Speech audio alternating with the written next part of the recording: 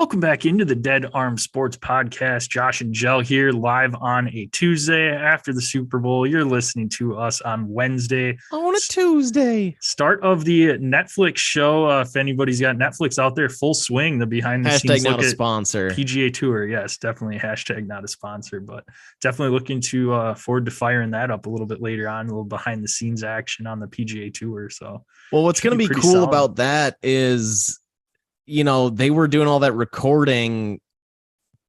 Like, wasn't that when they were going through all the stuff with LIV? Yes, like it was like last and all year. that back and forth with who's going to be playing and everything. Yep. This might be your last chance to see these some of these golfers that went to LIV in PGA Tour events. Exactly. Let's have a fun. It should be pretty cool. I heard it's kind of similar to like the F1 show, Race to the Finish or whatever it's called. Yeah, I haven't seen it, but I know I haven't either. But I've heard it's that similar type of thing, and F1's kind of having a moment. I think a lot because of that show. Yep. I mean, shit. I don't know anybody that watches or watched F1, but they said they were like, I don't know, it was like some race in Miami, and it was like 30 million viewers watching or something, which who would have thought? Yep. For an F1 race, that's so random. Yeah. So sure. Not a big show for you today. Going to recap the Super Bowl, talk a little Chiefs and Eagles, what's next for them. Waste management recap, and then the Genesis is this weekend. So we're going to talk that and give you our golf picks. Tiger is back. El Tigre. Like a tiger. Question of the day, Jill. I know this is what everyone has tuned in for. What did you think of the halftime show? First impression was, holy crap, she has so many like top hits. I couldn't believe, like, she just kept going. It was like 12 different songs, and there was like, I think all of those ended up at like, you know, close at, if not at the top of the, you know, charts at some point, at least close to it. It's just like, it was mind blowing how many hits she has. As far as the show itself, I thought it was kind of boring. Like, honestly, we've seen better shows in the past, but God, those platforms made me nervous. I know you had mentioned that. I just like, and then I saw a clip the other day of one of the dancers like falling back, like falling onto the ground back, and was, you know, a couple inches from that edge, and it's like, yeah, they would have been toast if they had fallen back. So yeah, that's insane. But I don't know. I was also kind of sitting there like, you know, I would have expected from Rihanna, like, you know, some super sexy outfit. Come to find out afterwards, she's pregnant. So makes sense. Yeah. that reveal makes a lot of sense. But I don't know. I mean, I was amazed by how many hits she had. It's like, you know, you've heard of all the songs. It's just like when they're played back to back to back to back like that, it's like, holy crap. Like, she is like a pop hip hop legend. It's crazy, but I don't know. It wasn't extremely impressive, I guess, to me, just because maybe I guess, you know, we've seen better, but you know, I like Rihanna and I like the song list, even though she only played most of them for like 30 seconds or a minute, because she had so many songs to get through. She played like 30 seconds of each. It was like a little sample of every single one. So it was good. It wasn't my favorite. Yeah, that's kind of where I sit too. I thought it was good, but I think my expectations were set with like the last few years where it seems like special guests have made appearances. So I felt like I was waiting for that because she's had so many good hits with so many other big names.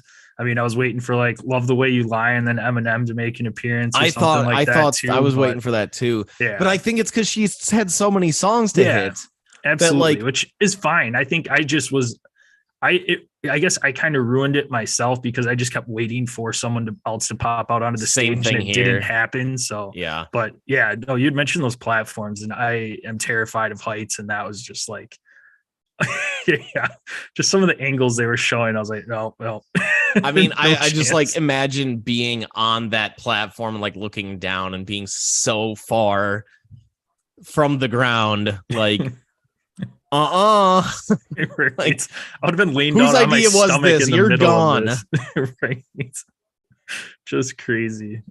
But That I think you're right about the special guest. And like I think 3 of the last 5 songs were songs that she had done with Kanye, and obviously I don't think he's allowed in public anymore. So probably not. but I was like kind of sitting there like, like, God, I wish, I love the way I lie. Like, I wish Eminem would have came out, or Run This Town with Jay-Z. Like, that would have been cool. So I was sitting there waiting for the same thing. Cause I mean, last year it was Jay-Z, or who was it? It was Dr. Dre, Eminem, Mary J. Blige, and Jay-Z. 50 Cent made an Did he? appearance. 75 cent. 75 cents. Little more to him this year. Right. Any just real quick before we jump in, any favorite commercials? I know you're at a Super Bowl party, so I don't know if you were paying too much attention. The one that I wasn't really paying that much attention, but I know the one that probably got the most buzz, at least at our party, was that Tubi commercial where they started like changing the channel. Yes. And I was like, because I saw my friend, one of my friends was changing the volume up and down, turned it up before the halftime show. And I was like, Marissa, what are you doing? It looked like she was changing the channel. I'm like, nice. What are you doing? She's like, it's not me. So they did exactly what they were planning. My favorite one, I don't know if you got to see it, was the Dodge Ram commercial, the premature electrification one. That was a play off of like the premature sexual. I think term, I saw it. I funny. Wasn't really paying attention. It was just like, oh yeah, you have to watch it. It's so funny. I was just dying laughing, but it was a good one. Won't get into too much detail out there. This is a kid show, not really, but putting that explicit tag on it. It was funny. I have to. I actually really want to like go back and watch all the commercials.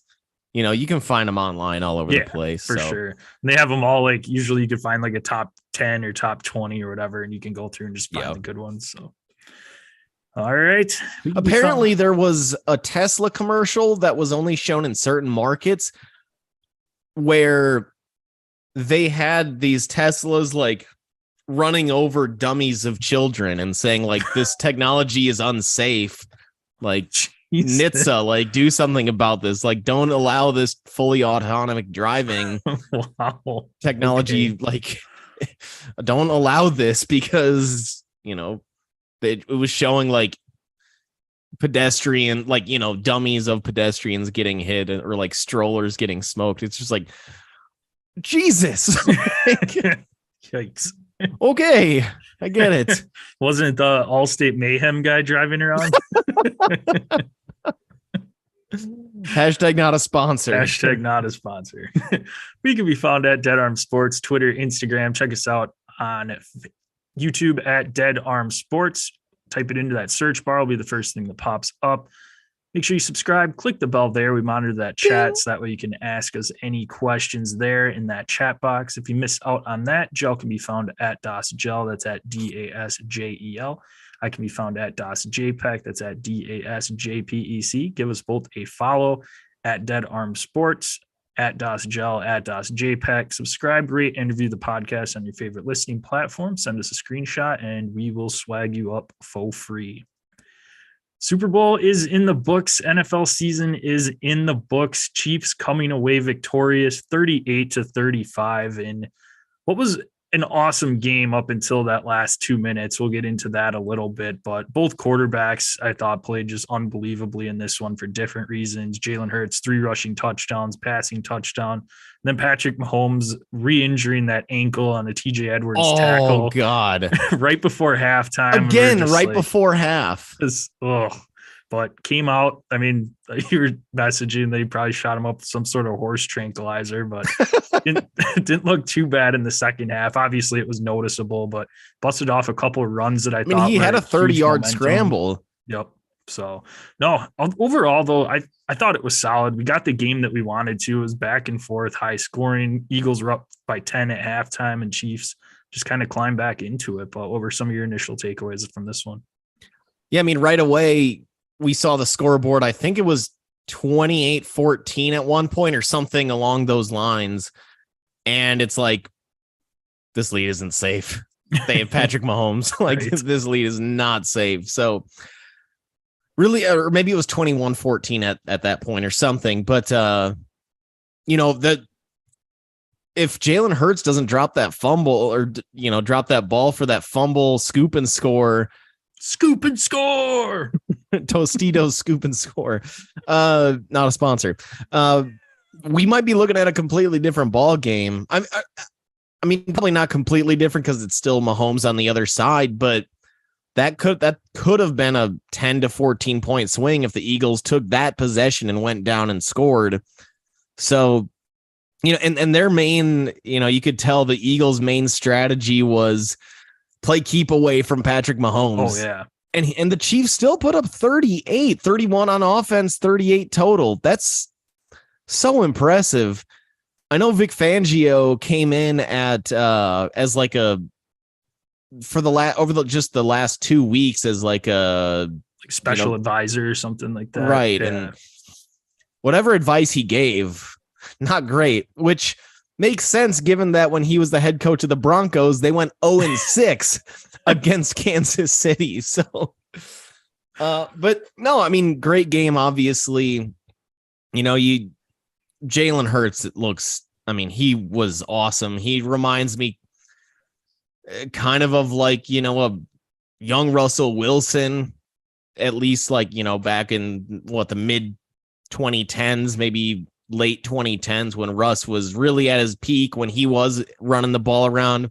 He had that deep ball to AJ Brown, just like Russell Wilson would throw. So speaking of deep balls, I mean, what's up with that Hail Mary at the end of the game? We'd seen him throw bomb after bomb to AJ Brown. Did his arm get hit? I don't know. Otherwise, that doesn't make any sense. No, because that ball traveled like 25 yards and just like slowly trickled out of the air onto the ground. No, exactly. But yeah, I don't know. I mean, I'm just Jalen Hurts, real deal. And, he was in that same draft class with Joe Burrow. Burrow's going to want to get paid, but at least the Bengals have that fifth-year option that they can cash in on with Burrow if they don't want to pay him this offseason. Jalen's next season is Jalen's last year under contract unless he gets an extension this offseason. I'm pretty sure, right? That's year 4 for Jalen next year. Yep, because it was Wentz, and then last year when he started, they made the playoffs, and then this year. Yep. Yeah, because Wentz, he took over like halfway through the season, right at the end of. Yep. Yeah, so that's dang. He's due for an extension now because they can't use a 5th-year option on a 2nd-round pick. Yep. So he's about to get paid, and he deserves it, though. He deserves the $40+ million that he's gonna get, and 374 total yards. Do you feel comfortable saying this guy's a top 5 type of a quarterback in the league? And I think for me, easily at the top of the NFC. Yeah. Is he right there with Josh Allen, Justin Herbert, Trevor Lawrence, that kind of, second tier right below Mahomes. Burrow and Mahomes. Yeah, no, I would slot him in right there. I think I'm really comfortable with that. We've seen him improve each year, which you'd love to see. I mean, it's not and like huge steps. Yes. We thought when he first came in, it's like, can this guy throw the ball? And now he's, throwing 50-yard deep balls in the Super Bowl. So yeah. Yep. No, I'm not too worried about him. He's a big quarterback. So we'll see. His next contract, I think, is going to be perfect. They're going to get him locked in for a while, get him through his prime. And then after that, we'll see, because we've talked about numerous times already this season that some of those rushing quarterbacks, they don't last long. Their shelf life isn't the longest, but Eagles can feel comfortable giving him a decent contract right now, and I think they're fine with it. And then at that point in time, you can reevaluate it afterwards. But as long as Nick Sirianni's there, I mean, they're rolling with that offense right now, and they're utilizing all of Jalen Hurts' strengths, which you'd like to see and what should be done with a franchise quarterback. You shouldn't force them into use your system. You should work with them, and they've obviously gotten a ton out of him, and you've seen just tremendous improvement. But absolutely, I think he's at the top of the NFC, barring right now when we're recording. We don't know what trades or anything like that will look like this offseason. But live on Valentine's Day. Live on Valentine's Day, yes. But and then, yeah, right below Mahomes and Burrow for me. Okay, it's just amazing to think about the fact that he's probably going to sign his extension before Lamar. Like, what is happening? What is that situation? But I guess, follow-up question to that is, what is he worth? What kind of deal do you think he's going to get? And secondarily, what kind of a contract should he take? Should he take the max amount of money, or should he consider taking a little bit less and continuing to allow the Eagles to support him with, really with a really nice surrounding cast? I mean, ideally, you'd want him to take a team-friendly deal so that way you still have room to sign other people. So, I mean, that would be what I would want. But he was in the MVP talks this year in his second full season in the league. He's going to be costly. Does he set the record quick and then Joe Burrow kind of sit around and wait to see kind of what he gets? I mean, they're two totally different style Burrow's quarterbacks, best, but yeah, to see. But I mean, he's going to get a ton, and they have to. I mean, he's your future. Do you go 5 years, 240 and give him 48 million with, something like that, and maybe guarantee 210 of it or something? Yeah, that's the thing that's going to be interesting with teams, because Deshaun kind of screwed everything up when the Browns fully guaranteed his contract. I'm curious to see now, with this being the first offseason after the fully guaranteed contract, what we start seeing some of those looking like. If you see more of that style of a contract, or if we go back to the traditional, maybe a 250 million contract with 100 of it guaranteed or something like that. Like what's the new bar for that? I think the new bar is probably you got to guarantee at least 2/3 of it. Yeah. I think Deshaun is still going to remain the outlier. I mean, if you're his agent, you can say, hey, Deshaun got all his contract fully guaranteed and he hasn't accomplished half of what my client has. Right. And then the GM can come back and say, well, every other quarterback outside of him doesn't have a fully guaranteed contract. So I have way more examples than the one that you're trying to pull out of your ass. So I'd bet that it's probably at least 2/3 guaranteed, if not 3/4, for any of these high-end quarterbacks going forward. We'll see. Well, I know we're going to talk about Derek Carr in a bit, so we can talk about his, kind of what we're thinking on his contract after he was released by Oakland or fucking Oakland. Jesus, still, dude. The Raiders. Yeah. And then I also wanted to get over to we gotta obviously talk about the Chiefs side of the ball, but I want to start off with that defense. That offense, that offensive line nullifying the Eagles defense. Eagles had 85 or so, I believe, sacks in the regular season. 0 during the Super Bowl. 6.1 yards per rush as well for that Pacheco, McKinnon, Mahomes combo. Clyde Edwards-Helaire, adios, buddy. You're gone. Right. Healthy scratch. Woof. See ya. Yeah, he's good as gone, which is, I mean, to be able to get Pacheco in the 7th round, like, insane. Brett Veach, legit ass GM. But yeah, I mean, you got to give it up to the Chiefs O-line, giving up 0 sacks to a team that had been on fire. Hassan Reddick was dominant in both the regular season and the postseason. He didn't do squat. I mean, really, was Mahomes ever even under pressure? It felt like a few times maybe, but and I think that was mostly just due to his mobility. I think if you have a fully healthy Mahomes, wouldn't have even been close. But I think just with him hobbled around, it made it look like it was a lot closer than what it was. But it still wasn't even that much, which is just nuts. So hats off to that, because that was, one of my biggest question marks for the Chiefs going into this game was how are they going to handle Philly's pass rush? Apparently they did. Right. Yeah. And it'll be interesting this offseason. They have a huge decision to make with left tackle Orlando Brown, which is a huge part of that offensive line. He's a free agent and going to be making some big cash. So like I mentioned, I think last week, hopefully he's in a blue and orange uniform in Chicago next year, but we'll see what the future holds there. But that's a huge piece there in that left tackle position, not only protecting Mahomes, but with that run game too. Bears could use a guy like him. Yes. A lot of help needed. Yeah, especially with $90-some million of cap space. I think they have the room to make him at least would hope so. Yeah. Good offer.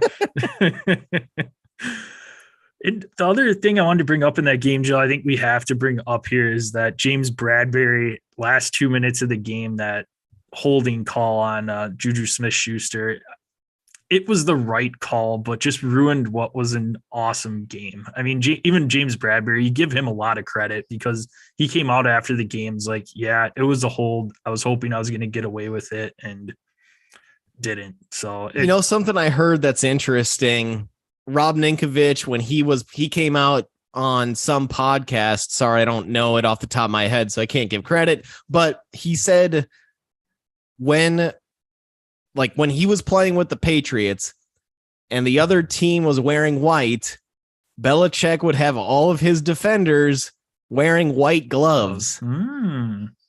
So that, I mean, if Bradberry was wearing a white glove, you could see that hand on the back of his jersey with his dark green glove. You might not be able to see that as easily if you're, a back judge, or if you don't see that color difference and it's white on white. So God, Belichick, just like such a sneaky little guy, like little coach, but all that stuff, it's the details like that really pays off clearly, because I don't know if that would have been called if he was wearing white gloves, honestly. Yeah, no. And to me, it's just frustrating. Like I said, it was the right call. It ruined an awesome game, but it's also frustrating because if you go back and watch the replay, Mahomes wasn't even looking that direction until Juju was like 10 yards down the field, a couple seconds after that it even happened. So it wasn't like he was looking at him the entire time. It was something that was after the fact, and just and the fact that he sailed it by about 8 yards. Right. That pass wasn't even close. No, not at all. But I think a big part of this, the reason that he felt the need to hold, was on two similar routes, touchdowns, wide open touchdowns, where the receiver would break in and then stop and break directly out. That's the exact route that Juju was running there. And Bradberry had already gotten burned on that type of route, and he wasn't going to let it happen again. And he got called for it. So, I mean, obviously the Chiefs knew something going into this game, that the Eagles corners tend to be very aggressive, potentially overplaying balls or overplaying routes so that they can set themselves up for interceptions and, that type of defense. Well, they got burned twice, 3 times on the same route, 2 that ended up in touchdowns and 1 that ended up in that game, effectively game ending, game sealing penalty after. And, it's the one thing that you can't do there is get called for a flag is right. Like, you can allow them to score. They would have still had 90 seconds or so if they would have allowed, if he let Juju go and Mahomes connects on that pass and they go up 7, they can still at least tie this ball game up, or, because you got 90 seconds and a timeout. So that was I mean, it's like you said, it's the right call, but it sucks. Yeah. It just sucks, because it was an all-time game up until that final minute and a half, and you just knew it's over. Pacheco sliding at the 1 and then just kneel downs and then the chip shot, the old extra point length. Right. I know it's so weird now seeing a kick from like inside the 5 or 10. Just like, wait, what's going on now? They're kicking. We had news come out today here, Gel, as well. Both Eagles, OC, and DC are headed to the Colts and Cardinals, respectively, to take over their head coaching positions. Shane Steichen to the Colts and Jonathan Gannon to the Cardinals. So not related to Rich, I don't think. No. Former Raiders legend. But yeah, so it'll be interesting. Going to have a lot of turnover with the Eagles next year. And I guess with that, we'll jump into what do you think the future of both of the Chiefs and the Eagles here? Do you see them being Super Bowl contenders again next year, taking a step back? What are your thoughts there? Well, and there's rumors that Eric Bieniemy might be on his way out for the Chiefs. Speaking of that, before you give your take on the Chiefs and Eagles here, I mean, if you're not taking over a head coaching position, if you're Eric Bieniemy, why would you leave the Chiefs? I see. My understanding is that he has pretty limited responsibilities right now as the offensive coordinator. Okay. Andy Reid's the play caller, and Bieniemy's had plenty of head coaching interviews, but I think that ultimately he's been looked over and passed on because they probably ask him, what do you actually do over there? If you're not calling the plays and you have Patrick Mahomes, like, what do you actually do? So I think he's looking for an opportunity to call plays. It's like the old Office Space movie. What do you actually do here? God, classic. So I think that I mean, there's talk about him going to Washington. They're going in with Sam Howell next year. At least right now, Washington has Sam Howell pegged as their number 1 QB for the 2023 regular season, at least to start as of right now. So if he can go in and change up that offense and make that offense work with a defensive head coach, obviously Ron Rivera then wouldn't be the play caller, he would be. And if he's able to do something good with a 3rd round player and Sam Howell, that's going to show a lot of these teams that, okay, this guy should be a head coach. He can be a play caller, full-time offensive coordinator, be our head coach and our play caller. And ultimately, finally, then he'd get his opportunity as a head coach, because he started interviewing for head coaching spots. Shoot, maybe pre-Mahomes. I mean, back when they had Alex Smith. So he's been in the league for a long time, and I think he's just like, I got to change up something here because it's not working for his career aspirations. Right. So. As far as what I think the Chiefs or the Eagles are going to end up doing, I mean, they've already gone through coaching turnover before. Frank Reich was the offensive coordinator the year that they won the Super Bowl with Nick Foles. And they just were able to bring in Shane Steichen and a new head coach in Sirianni and, got the train back a rolling. So I think they'll be able to find the right guy. Howie Roseman is one of the best GMs, if not the top GM right now in the league. Him and Brett Veach, ironically, the two teams in the, or not ironically, the two teams in the Super Bowl. So I think they'll be able to reload and I'm sure Steichen has, there may be a quarterback coach that really has helped with Jalen Hurts' development as well. That person may be in consideration. It's kind of hard. It'd be hard for me to see them go with an outside hire, at least on, for offensive coordinator, just with how this offense looked this year. Defensive coordinator, probably an internal hire as well. So, I mean, I'd imagine the coaching staff is just as loaded as their players and their player roster. So I think it'll be 2 internal hires. I guess I'm not too worried about that. Yeah, same here. I don't think there'll be any issue there. They've got their cornerstone pieces set. Sirianni's there. He's going to bring in somebody, like you said, more than likely, especially on offense. I mean, their offense was sick this year. So promote one of the positional coaches up and just keep rolling with that same offense you've been using. And then defense, maybe bring somebody else in or promote from inside, but they should be fine. I just One think thing, offensively, easily, you're going to have an internal candidate there. yep. And then as far as their offense may look a little bit different next year, Miles Sanders, Boston Scott are both free agents. So it'll be interesting to see if they turn Kenny Gainwell into more of like a 2-down back or still use him in the passing game, maybe draft somebody.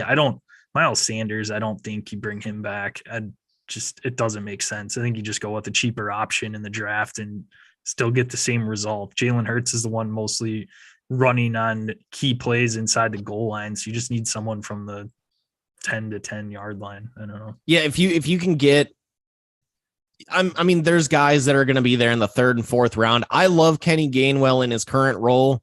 I don't see really a need to expand it because he is such a just really good receiving back, and you don't want to ruin that for him. So I think you said it perfectly. Grab a guy in the third, grab a guy in the second, third, fourth, and keep Gainwell. Maybe expand Gainwell's role a little bit, but I don't think there's any need to try to turn him into an every down back, especially, with Jalen Hurts kind of being the main dude anyways, at least in between the 20s, in between the 10s. Like, get yourself a nice power,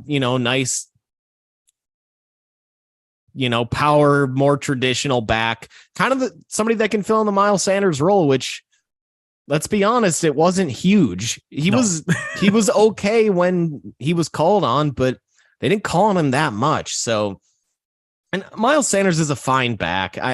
He'll be able to find another team, another job, but yeah, there's no reason to pay free agent money for him unless he wants to come back and sign, a $6 million deal for 1 year, something like that, or two years, 12 million, 8 guaranteed, something like that, and bring him back on that type of a deal. But if he wants to get double digit, 10 plus million, that's just not worth it for Miles Sanders and what his role was. Plus, if you've got Jalen Hurts getting his extension, you only have so much money to spend now. So I'd say that they go draft and maybe push Gainwell into a little bit bigger of a role, but they need to get somebody in the draft for sure.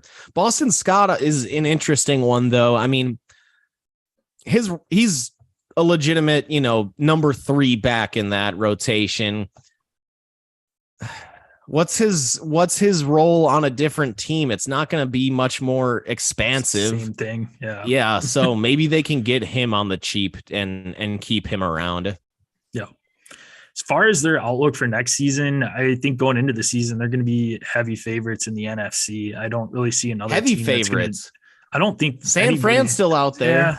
But you don't know what that quarterback situation's like right now. We know that, I guess, Brock Purdy, we did find out that he's not going to have the full Tommy John surgery or anything like that. So he should be back for hopefully the start of the season, ready to go. So, yeah, maybe not heavy favorites, but I think they're going to be the top team in the NFC, at least going into the season.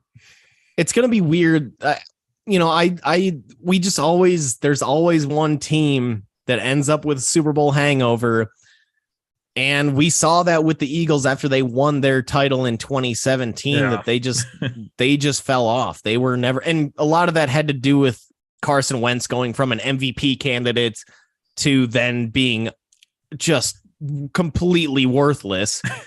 So somehow Howie Roseman ended up getting a number 1 pick or a first round pick for him from Indy, but that's Jim Irsay running the ship over there, saying, "Hey, we got to go get Wentz." And saw how that worked out. So if there's just always the chance for a Super Bowl hangover. Jalen Hurts is legit, but does he kind of take a step back? I don't see that necessarily, but it's possible. We did not expect this type of a season out of Hurts. And once, if Lane Johnson retires, if Jason Kelce, who right now Kelce's saying that he's 50-50 on returning next year or retiring, and if Lane Johnson goes, that offensive line is a lot weaker. They do have 2 first-round picks this year. They've got the number 10 pick from the Saints and then their own pick at 31. So they can use at least one of those picks, probably one of those picks on a playmaker, one of those picks on, I would think, offensive line depth. Fletcher Cox, he's up there in age, and I believe he's a free agent. I don't know the status of Hassan Reddick, but can he duplicate what he did this year? He was a fine pass rusher. He wasn't the, stud like he was this year in the past. So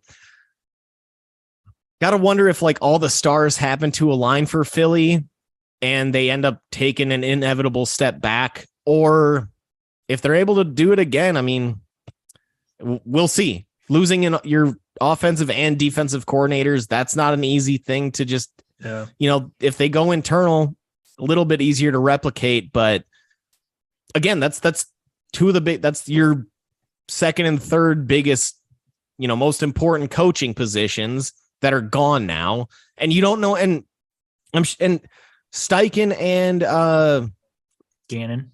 I was going to say Rich Gannon. Jason, right? Jonathan Gannon.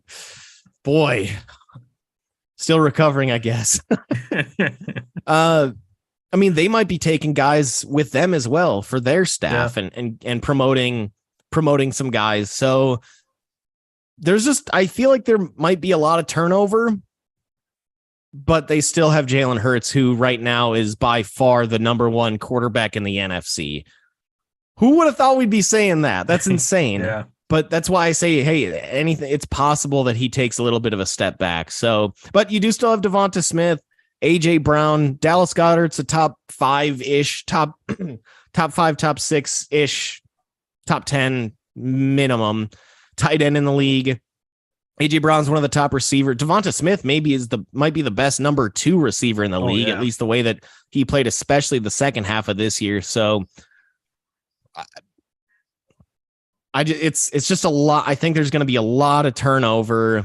I still think that they're the number 1 team in the NFC going into next season, but I got San Francisco right there with them. We mentioned last week, the Rams, they have to bounce back. I mean, there's no way that they're going to be as bad as they were this year.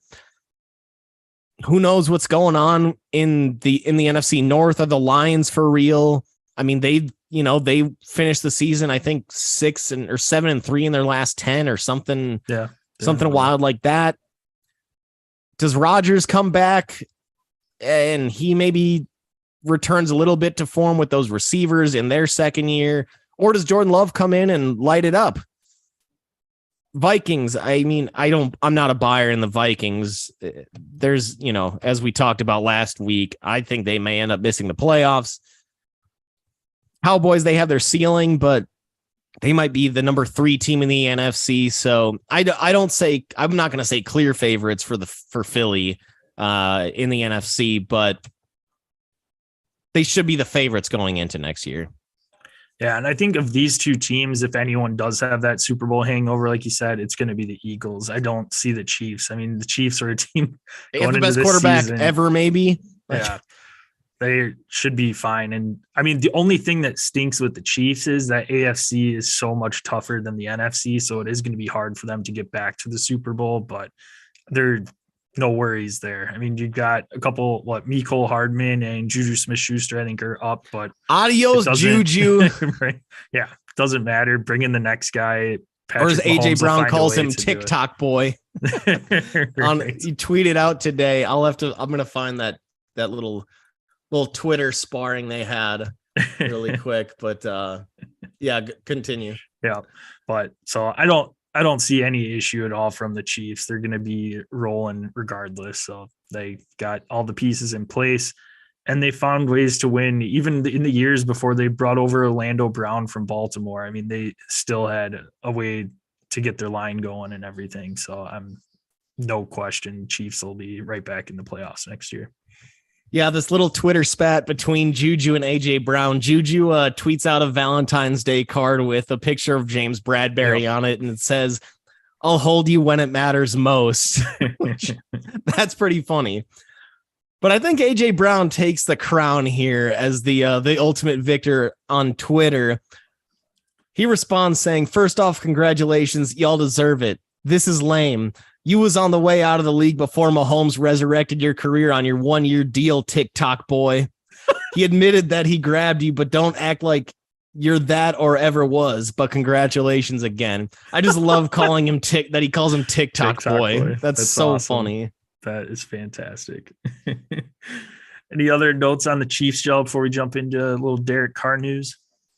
No, I mean, I guess, the only question mark, I mean, you mentioned the 2 wide receivers that are likely on their way out. Maybe Hardman sticks around but he's still, a number 4 receiver. Yeah.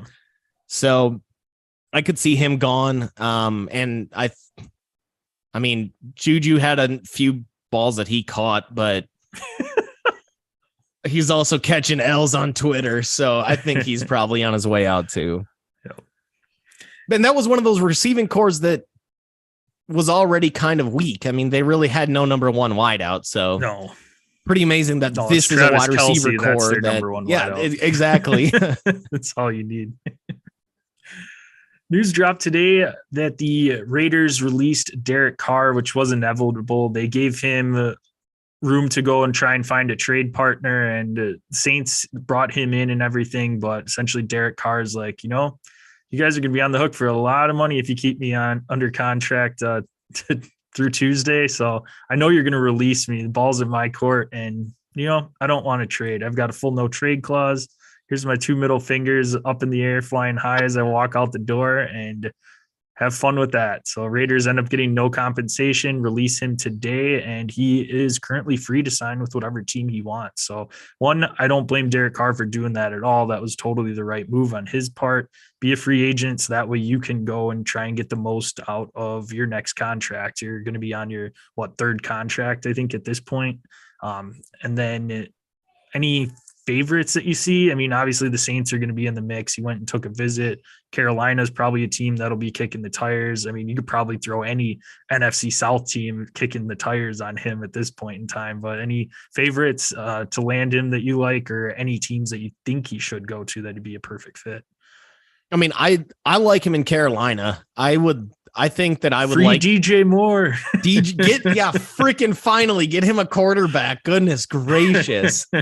Maybe we could see Terrace Marshall actually finally do anything in the league too, if he gets a legit quarterback. But I'd like the fit there. Frank Reich, we saw him with Wentz in Indy. Looked a hell of a lot better in Indy than he did in Washington this year. So Frank Reich and Wentz go back to Philly when Wentz also was that MVP candidate. So I think Frank Reich is legit, and I think that'd be a good fit. They've got a nice defense.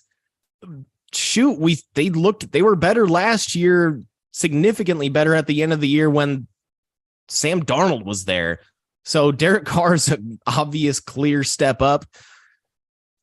And the Saints too. I mean, I think I like the fit in Carolina a little bit better than the Saints, just because I like Frank Reich more than I do Dennis Allen at head coach.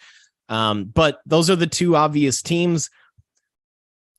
What's insane is that if Derek Carr goes to the NFC, is he the 2nd best quarterback in that conference, right behind Jalen? I mean, there's so many question marks. Is it Kirk Cousins? Is it Dak? Yeah, I mean, which Dak shows up. I mean, Carr, Kirk Cousins, Dak, all those guys are kind of on the same, wavelength. Brock Purdy, I mean, the way that he played. Stafford, if he goes back to 2 years ago. If he can be healthy. I mean, Geno, do we really think Geno's going to do this again? Drew Lock, where's he in the mix? Oh gosh. Somehow he finds a way to get brought up every show. Has to. Love it. So I think that those are the 2 biggest, easiest fits. He's got that, Southern accent. So I think he'll fit into the community really well there right away. So I mean, those are the 2 obvious fits. You name them right off the bat, and and Tampa, I guess you could throw in there too, but I think that's a perfect spot for Jimmy G to finally actually take over for Brady, but which he wasn't able to do in New England. It'll be interesting for Derek Carr too, because I mean, I look at a team like the Jets too, but right now their hat's in the ring for Aaron Rodgers, and they might not have the luxury of Derek Carr being available when it comes time to find out if Rodgers is actually going to come back or want a trade or anything like that too, because Derek Carr can start negotiating now. So it'll be interesting. He might have a totally different market that some teams that may be thinking that they have a shot at Aaron Rodgers are going to completely miss out on him as a fallback option. So what a massive swing that the Jets are taking here, by the way. What do they do if they don't get Rodgers? You can't go back to Zach Wilson. No. Do you take a risk or a quarterback in the top 10 in this draft? I mean, like, they clearly want to win now. You can't go grab a Will Levis. He's not ready to lead a franchise. Yeah. He's probably still eating coffee with mayo. So like, I just don't. Jets are taking such a massive risk here, trying to grab Rodgers. Yep. I don't know. I don't know. But yeah, I mean, Derek Carr would be a perfect fit for him. He could jump in right away, day one. But they already signed Hackett, which tells me they're going all in for Rodgers, just like the Broncos did last year. And they ended up having to overpay for Russell Wilson, both in terms of picks and in money. And we saw how that turned out. So good luck, Jets. I hope you get him. I hope you can take Rodgers off the Packers' hands. Yep. All right. On to golf. Waste Management recap. Actually, before Jill, a quick update here. By the way, again, thank you for letting me take Jalen Hurts, won our playoff Drew Lock. So dumb. Appreciate it. So dumb. Waste Management recap. Quite the fun tournament again. Leaderboard was filled with a ton of big names over the weekend, which is always fun to watch. And Scotty Scheffler ended up showing his form that he started off his season last year with at this tournament, ended up defending his title, and that final round, just making clutch putt after clutch putt. I look back on that 16th hole, had a 20-some footer for par, and ended up draining that. That could have been a huge momentum swing there, and just played a solid round of golf all weekend this last weekend. But it was a lot of fun to watch. Ricky Fowler with the Sunday hole-in-one. Yeah, buddy. That was just a fun tournament. The only thing, I guess, the crowds were unbelievable again, but it was so weird on Saturday just watching the broadcast on hole 16. They'd like pan to the crowd, and there's like a ton of empty seats. I don't know if people that were in line at 4 a.m. that were running to go get their seats just tuckered out and had a little too much soda pop or whatever. But it was weird. They showed, and there was like a ton of empty seats in like the general admission gallery, which I thought was really strange on a Saturday. Sunday, you see that because as the leaders are getting there, it's close to the Super Bowl. So the crowds kind of slimmed down a little bit, but I didn't have the atmosphere, I don't think, as far as like a full crowd. I mean, they still were packed, but it was just weird seeing empty seats. I'm guessing that a number of those people that were there that lined up at 4 a.m. probably got like halfway through the day and they're like, hey, let's go to like some Super Bowl events or whatever. I mean, with the Super Bowl in town, doesn't shock me, I guess, as much as if this was last year or if next year, if we're seeing the same thing, that maybe turns into a little bit more of a concern. But there was so much stuff going on in that city this weekend. Obviously, like, I'm sure it's like, hey, you know, people coming in from all around the country wanting to do both waste management stuff and Super Bowl stuff. So I'm guessing that was the case here, but what a hell of a leaderboard to fin. I mean, you know, final round or final, your final, Jesus Christ, standings. God, I am struggling.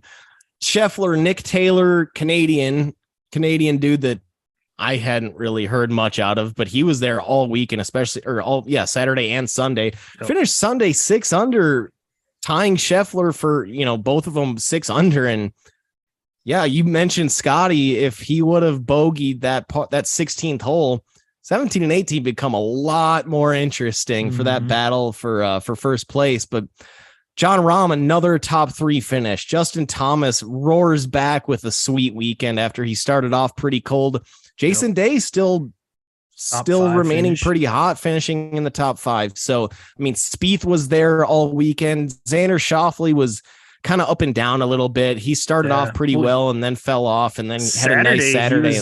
He was tied for the lead Saturday after hole 14, and then just from 15 on, just didn't do much, and only putting just went cold. Yeah. So, but you just mentioned Ricky Fowler, top 10 finish for the guy. Is he back? I mean, we've been waiting for 5-6 years for him to be back, but this is the best golf he's played since he had his kid.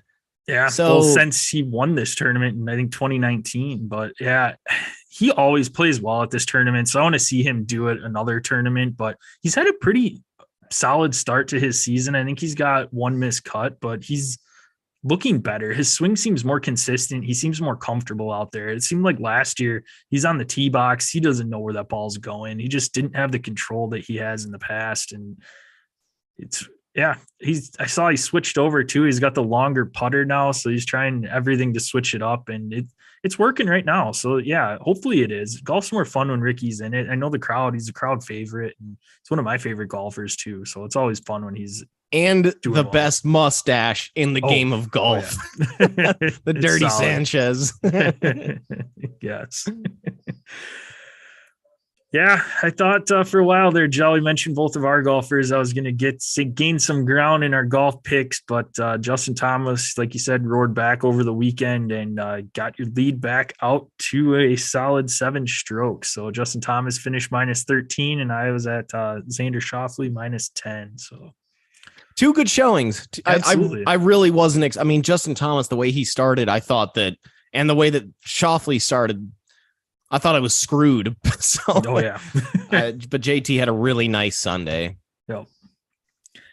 Genesis Invitational is this weekend, and Tiger is back. Tweet came out from the official Tiger Woods Twitter account that says he's actually going to play in an actual PGA tournament this week and tee it up at the Genesis. So I know that was a lot of buzz. It was fun seeing some of the golfers' reaction in their post-round interviews on Friday when the reporters said, "Hey, did you hear Tiger's playing next weekend?" Their ears and eyes kind of perked up like, "What? That's awesome." So yeah, you can tell everyone's pumped for it.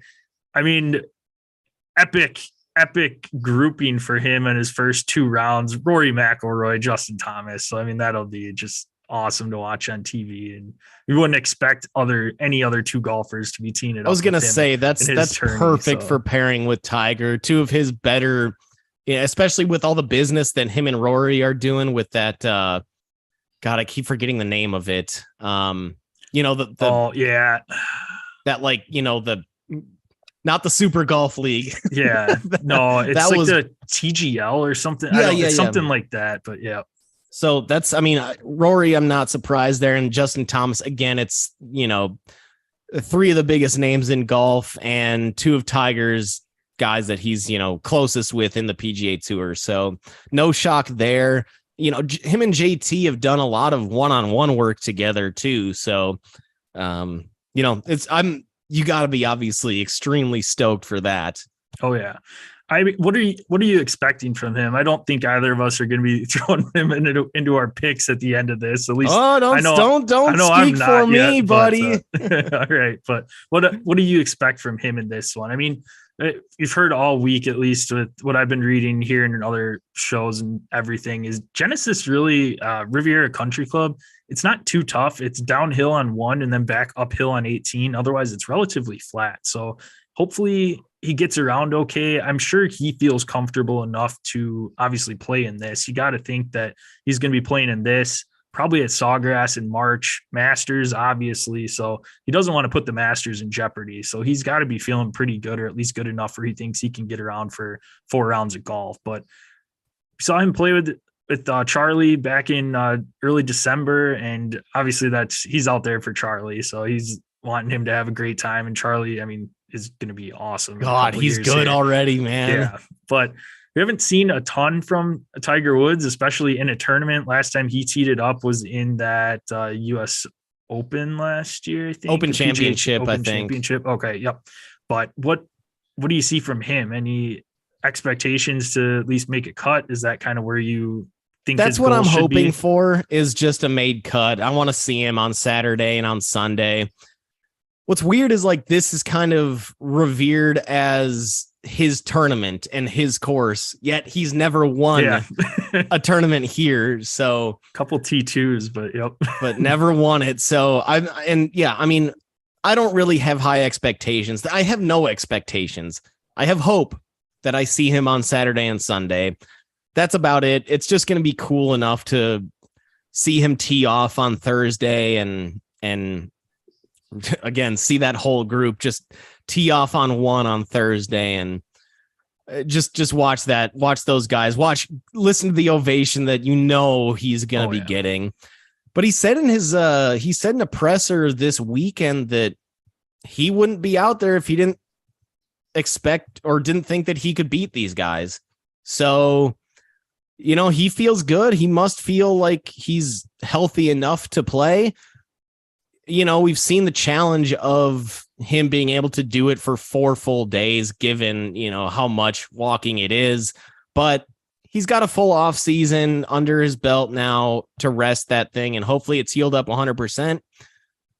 I wouldn't be surprised if he has a great Thursday, Friday, or at least a very good Thursday, Friday, and maybe peters off on Saturday, Sunday a little bit, golf is tiring. I mean, especially when you have to walk I don't know how long this course is, but maybe 7,000 something yards. 7,322 yards, par 71. So you're walking 29,000 yards over a 4-day stretch.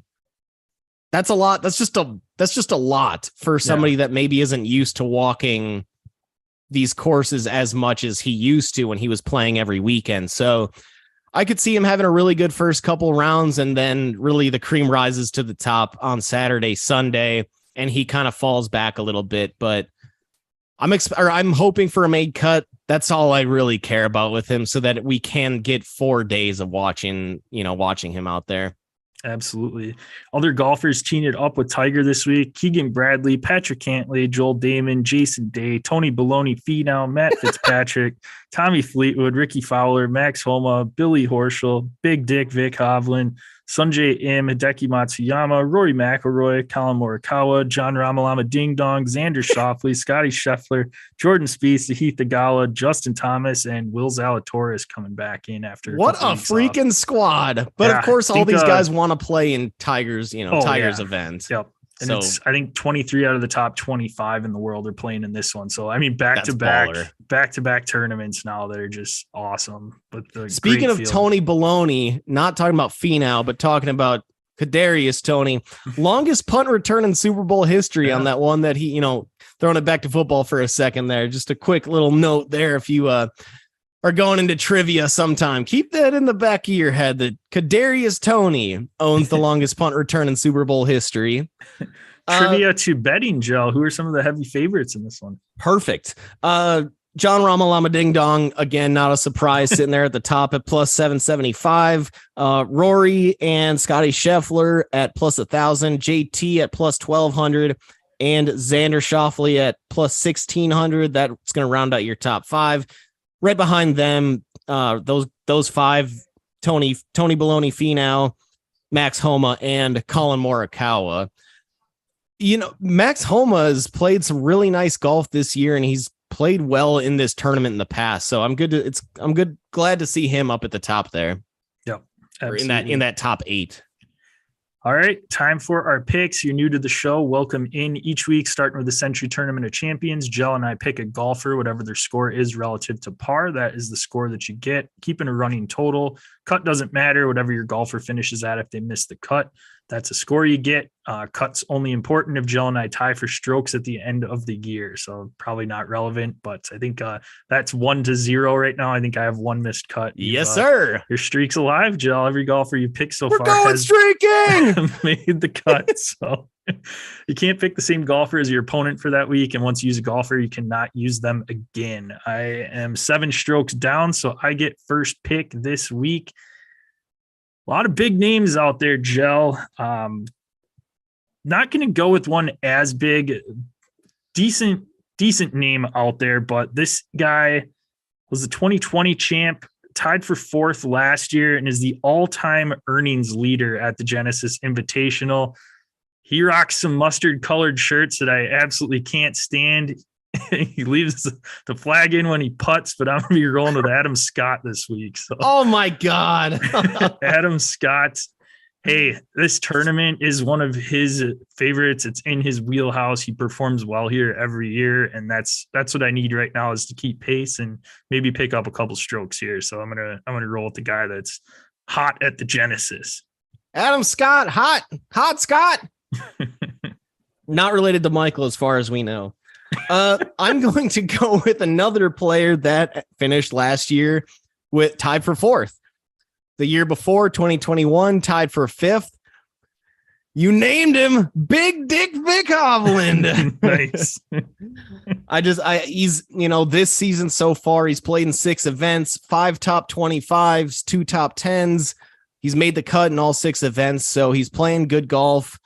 And and he's got good history here with 2 top 5 finishes at Riv over the last 2 seasons. So, plus, you can't, no denying that nickname, Big Dick Vic Hovland. Yeah, no, I love the pick. He was my number 2, so I was kind of between him and Scott all day, and I was like, oh, I'm not ever going to use Adam Scott in another tournament, so I'm going to use him here and maybe save Big Dick Vic for later on. So, no, love it, and hopefully I can get a couple strokes back, but I'm up against it this week. It's going to be tough to get past Mr. Hovland. I like it.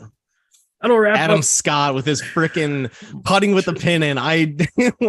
Pin in, big long putter, mustard colored shirts. Just it's your boy. Oh, hey. At least he's on the screen all morning. Yeah. All right, that'll wrap up this episode. It can be found at Dead Arm Sports, Twitter, Instagram. Check us out on Facebook at Dead Arm Sports. Go to YouTube, type in Dead Arm Sports into that search bar. Subscribe, click the bell there. That way you know when our live episodes drop. Monitor that chat box. You can ask us any questions there. Otherwise, if you miss out on our live feed, show does pop up the next day. You can watch it there. Ask us any questions at Dead Arm Sports, at DosGel, at DosJPEG. Hit us up. Subscribe, rate, and review the podcast on your favorite listening platform. Send us a screenshot, and we will send you some swag. What are those platforms, Joe? You can find us on Apple Podcasts, Spotify, iHeartRadio, and Google Podcasts. Also, as mentioned by DosJPEG. Find us on YouTube. Just search Dead Arm Sports there. Subscribe. Hit that bell for for notifications whenever we go live, whenever we put out any brand spanking new content. Generally twice a week. But going forward, Josh has a special announcement. Oh, well, we're going to be ending season 2 here and taking a little month off or so from our recordings. Baby's due any day now. So we're going to be a little dad duty here, but we'll be back in a few months or so, or a month, I think. So we'll be back before Selection Sunday NFL draft, for sure. Before Selection Sunday. So yeah, just a couple weeks off here, and make sure you subscribe to our socials. We're still going to be tweeting out the golf picks each week, tweeting out other content and stuff. Just won't have any new episodes for you here for the next couple weeks. But don't fret. Season 3 will be back, and it will be bigger and better than ever. 3rd time's a charm, right? Yes, sir. But no, excited for that. Again, follow us on our socials. Keep tweeting out those golf picks. And Joe, anything else you want to add and close her out? Now that you've won Super Bowl 57, Patrick Mahomes, how are you going to celebrate? I'm going to Disney World.